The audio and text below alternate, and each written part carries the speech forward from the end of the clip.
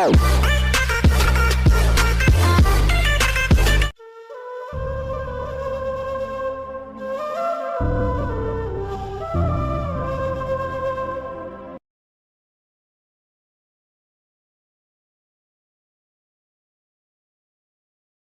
adalah agama Islam.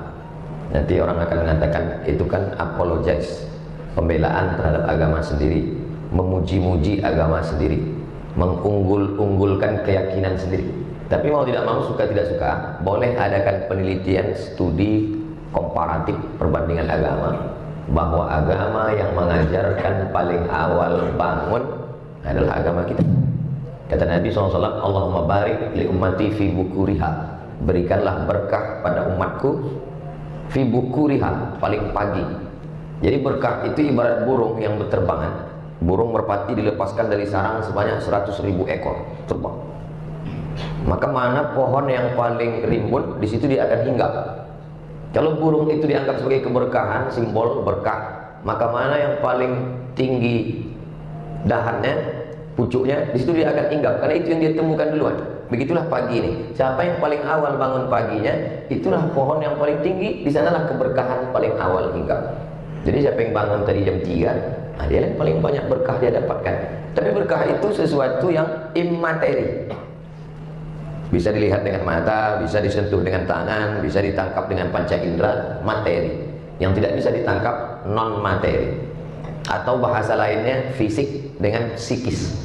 Tuh, itu dia dari tadi kok senyum-senyum sendiri. Mohon maaf Pak Ustadz, dia sakit. Tapi kelihatannya badannya sehat. Sakitnya psikis, tidak kelihatan. Bahasa Arabnya, yang satu zohir, yang satu batin. Makanya selalu kita mohon maaf, zohir dan batin. Dalam lagu bahasa Indonesia begitu juga. Indonesia tanah airku, tanah tumpah darahku, bangunlah jiwanya, bangunlah badannya. Badan ini yang kelihatan. Sedangkan dengan bangun pagi, kita bukan sedang membangun badan fisik saja. Bahwa orang mengatakan siapa yang bangun pagi dia yang paling sehat, tidak dapat dipungkiri. Tapi kita lebih dulu connect dengan Allah Subhanahu wa Ta'ala. Jiwa kita, batin kita sudah menjalin hubungan dulu dengan Allah. Terbuka pintu mata, maka yang pertama dia sebut adalah nama Allah. Alhamdulillahilladzi ahyana ba'dama amatana wa ilaihi nusyur.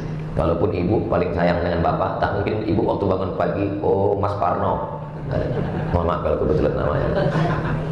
Yang pertama kali diikatkan hidup dengan Allah. Kullu amrin dzibalin, semua amal yang baik walam yubda bihamdillah. Dalam riwayat lain, walam yubda bi bismillah. Semua amal yang baik kalau tidak dimulai dengan nama Allah, maka dia tidak bisa menjadi amal. Semua bangun pagi ini. Orang Singapura sudah bangun pukul 4 karena mereka masyarakat paling aktif, ekspor importnya maju, ekonominya. Orang Barat sudah bangun. Yang paling awal bangun orang Jepang karena matahari lebih dulu terbit di tempat mereka. Bahwa cerita bangun, ya menurut jam bangun. Tapi bangun kita bernilai ibadah yang bisa dibawa mati menghadap Allah. Kenapa begitu? Karena bangun kita menyebut nama dia, Bismika. Itu kalau mau tidur. Tapi kalau pas bangun, Alhamdulillahilladzi ahyana ba'dama amatana wa ilaihi nusyur. Itulah makna innamal a'malu binniyat. Segala amal dinilai dengan niatnya. Nanti saat amal kita dihitung di hadapan Allah SWT, semua orang beramal, wa qadimna ila ma'amilu min amalin, semua amal mereka kami tunjukkan di depan mata mereka.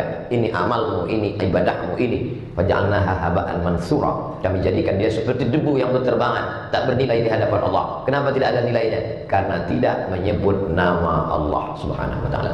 Kita tadi masuk toilet kamar mandi pun menyebut nama Allah. Allahumma inni a'udzubika minal khubuthi wal khaba'ith. Memasukkan makanan ke mulut pun menyebut nama Allah. Ya gulam, wahai anak kecil, kul mimma yalik, makanlah apa yang dekat darimu. Samillah, sebut nama Allah. Bismillah, hadis sahih. Bismillah. Adapun yang panjang itu hadisnya dhaif. Alhamdulillahillah. Yang panjang, Allahumma barik lana fima razaqtana wa qina adzabannar. Oke, nanti kalau kelihatan ada kawan di sebelah tiba-tiba Bismillah. Loh, ente kok lapar sekali kelihatannya. Inilah hadis yang sahih, akhi. Padahal saking kan laparnya. Jadi kalau gitu Allah barik lana fima razaqtana wa qina adzabannar enggak boleh kita baca. Boleh, karena cukup 5 syarat. Bukan dalam masalah akidah, bukan dalam masalah halal haram, tidak ada periwayatnya yang kadzab pendusta. Dia masih bernaung di bawah hadis sahih. Dan untuk fadhail a'mal tidak perlu kita permasalahkan antara bismillah dengan Allahumma barik lana. Karena kalau kita kelahi antara yang baca bismillah dengan yang Allahumma barik lana, yang ketawa yang enggak baca doa. inti dari doa-doa itu sebenarnya supaya kita ingat kepada Allah Subhanahu wa taala. Keluar dari masjid, keluar kaki kiri. Allahumma inni as'aluka min fadlik. Pakai sendal kaki kanan. Simple. Seringkali kita keluar kaki kiri, langsung sendal kaki kiri. Yang sendalnya nggak hilang. Tapi sebenarnya apa maksudnya? Keluar kaki kiri, pakai sendal kaki kanan, supaya kita mengingat semua perbuatan kita. Berapa banyak kita berbuat, tapi kita tidak ingat perbuatan kita. Makanya Imam Ibrahim bin Adham, dia melangkahkan kakinya, 1, langkah 2, pas langkah 3, mundur lagi dia ke belakang. Kawannya di sebelah nanya, ngapain langkah 1, 2, langkah 2, langkah 3, mundur lagi? Ketika aku melangkah yang pertama, aku bisa mempertanggungjawabkannya di hadapan Allah nanti kalau ditanya. Langkah yang kedua, aku juga yakin begitu. Ketika melangkah ketiga, aku mulai ragu, apakah langkahku ini mencari ridha Allah atau tidak. Maka semua nanti akan dihitung di hadapan Allah, mana amal yang kita ingat, mana yang tidak ingat. Berapa banyak orang hafal doa makan, hafal doa pakai baju, hafal doa masuk WC, hafal doa sebelum tidur, hafal doa bangun tidur, hafal, tapi tidak dibaca ketika beraktivitas. Ada sesuatu yang salah dengan memori kita. Oleh sebab itu, fungsi doa-doa adalah zikir, mengingat, sehingga setiap gerak langkah mengingat Allah Subhanahu wa taala, maka dia menjadi ibadah di hadapan Allah Subhanahu wa taala. Masuk tadi ke dalam, Allahumma ftah li abwaaba rahmatik. Nanti keluar, Allahumma inni as'aluka min fadlik. Kalau tidak tahu bacaannya Pak Ustaz, bismillah. Dengan nama Allah Subhanahu wa taala. Seperti tukang sisir Firaun ketika akan menyisir keluarganya, keluar dari mulutnya bismillah dengan nama Allah Subhanahu wa taala. Yang lain berkata atas nama jabatan, yang lain berkata atas nama kekuasaan, yang lain berkata atas nama harta. Tapi kita tidak demikian. Bismillah. Semua yang dilakukan atas nama Allah menghilangkan kekecewaan, ketakutan dan kesedihan. Orang yang berkata atas nama jabatan, atas nama kekuasaan, atas nama materi benda, kalau dapat bahagianya luar biasa, kalau tidak dapat stresnya juga luar biasa. Sedangkan orang yang mengatasnamakan Allah, kalau dapat alhamdulillah, nggak dapat husnuzon sama Allah, berarti Allah punya rencana yang lebih cantik dan lebih indah daripada itu. Kenapa? Karena semuanya atas nama Allah. Dengan nama Allah lah maka rasa sedih, gundah, galau, stres, depresi hilang dari hati seorang hamba. Pucat wajah Abu Bakar Siddiq di dalam Jabal Thur ketika ketakutan melihat kaki kafir Quraisy. Lau absara, seandainya mereka melihat kaki mereka, la absarana, mereka pasti melihat kita Muhammad. Seandainya mereka melihat kaki ke bawah, pasti mereka melihat kita. Apa kata Nabi? Ma dhannuka bitsnaini fallahu salisuhuma. Kalau kau sangka kita di sini cuma berdua, tidak wahai Abu Bakar, Allah yang ketiga. Kalau kita bertiga, Allah yang keempat. Kalau kita empat, Allah yang kelima. Wa huwa ma'akum ainama kuntum. Dia bersama kamu dimanapun kamu berada.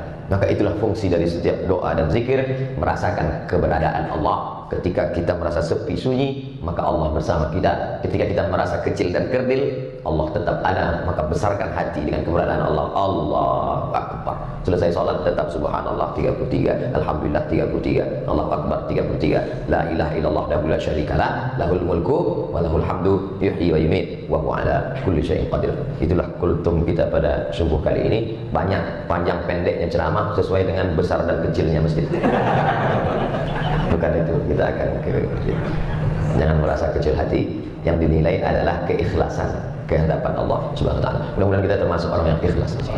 Terima kasih atas segala perhatian, mohon maaf atas segala kesilapan. Walaupun kita berpisah tempat dan waktu, tapi insyaallah kita tak pernah terputus dalam ingatan dan doa. Wallahul muwaffiq ila aqwamit thariq. Wassalamualaikum warahmatullahi wabarakatuh.